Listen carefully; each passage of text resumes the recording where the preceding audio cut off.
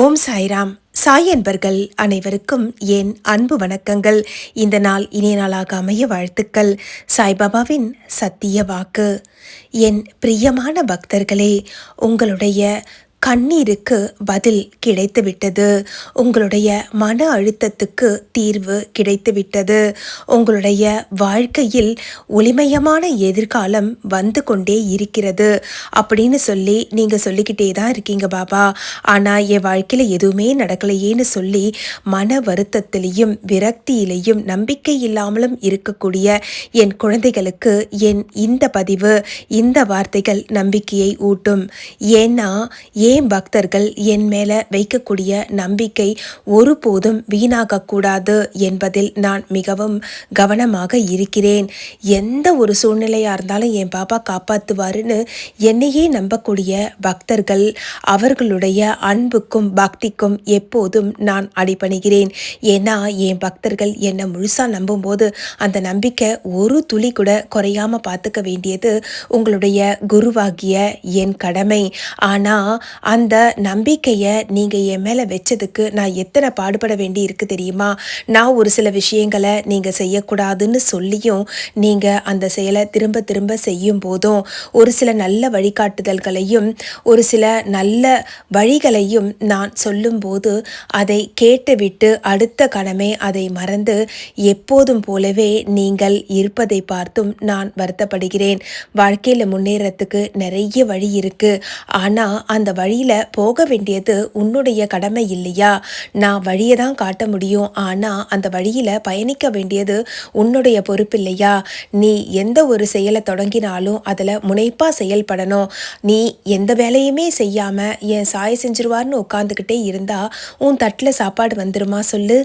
எந்த செயலாக இருந்தாலும் என்னுடைய அருள் தான் உனக்கு வந்து சேருமே தவிர்த்து மற்றபடி அந்த வேலையை செய்ய வேண்டியது உன்னுடைய பொறுப்புங்கிறத உணர்ந்து செயல்படு.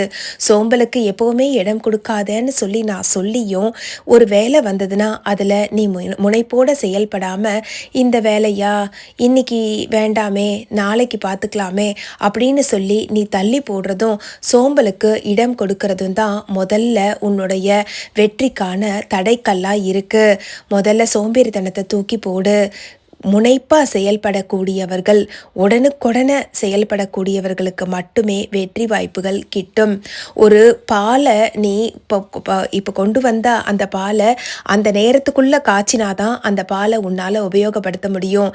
அதையே ஒரு அரை மணி நேரம் கழித்து காய்ச்சினியான்னா பரவாயில்ல, கொஞ்சம் போல் கெட்டு போகிற தன்மைக்குள்ளே நீ காய்ச்சி அதை வந்துட்டு உபயோகப்படுத்திட முடியும். அதே பச்சை பாலை வந்துட்டு ஒரு 2 மணி நேரம் 3 மணி நேரம் விட்டுட்டு அதுக்கப்புறம் காய்ச்சினியானா கண்டிப்பாக அந்த பால் திரிஞ்சு போகும்.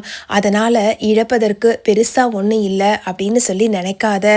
ஒரு டம்ளர் பாலுக்காக இயங்கக்கூடிய எத்தனையோ ஏழை மக்கள் இருக்கிறாங்க இல்லையா? அந்த பாலினுடைய அருமை அந்த ஏழைகளுக்கு தான் தெரியும்.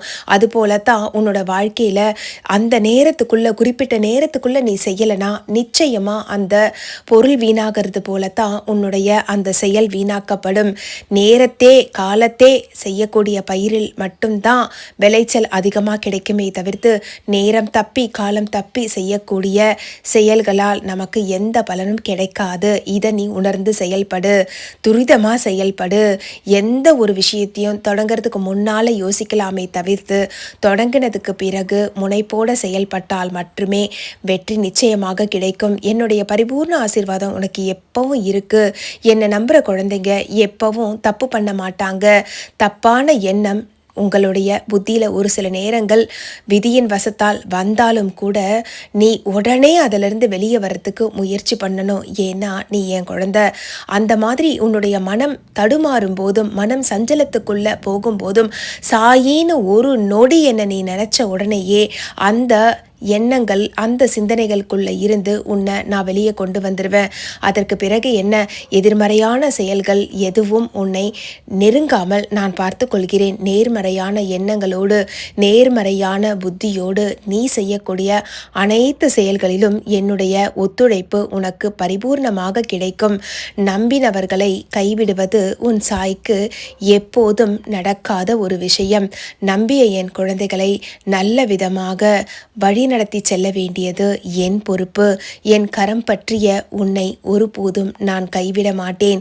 என்னுடைய அருளும் ஆசீர்வாதமும் உனக்கு பரிபூர்ணமாக இருக்கிறதுனால நீ எதை செஞ்சாலும் நல்லபடியா செய்வ.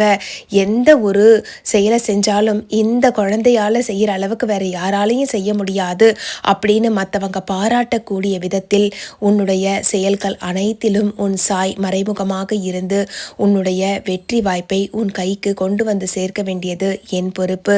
இதுக்கு மேலே என்ன உனக்கு கவலை? கவலை உன்னை முடக்கி போடுறதுக்காக வர விஷயமே தவிர்த்து உன்னை மேலே மேலே வளர்க்கறதுக்கான விஷயம் இல்லை. அதனால் எந்த சந்தேகமும் இல்லாமல், எந்த கவலையும் இல்லாமல், எந்த பயமும் இல்லாமல் முனைப்போடு செயல்படு. உடனுக்குடன் செயல்படு. உன்னுடைய வெற்றி உன் கையில் இருக்கிறது. அதை மிகப்பெரிய அபரிமிதமான வெற்றியாக மாற்ற வேண்டியது உன் சாய் என் பொறுப்பு. நீ மட்டும் இல்லை, உன்னை போல என்னை நம்பி இருக்கிற எல்லா குழந்தைகளையும் பத்திரமா கரை சேர்க்க வேண்டியது என்னுடைய பொறுப்பு.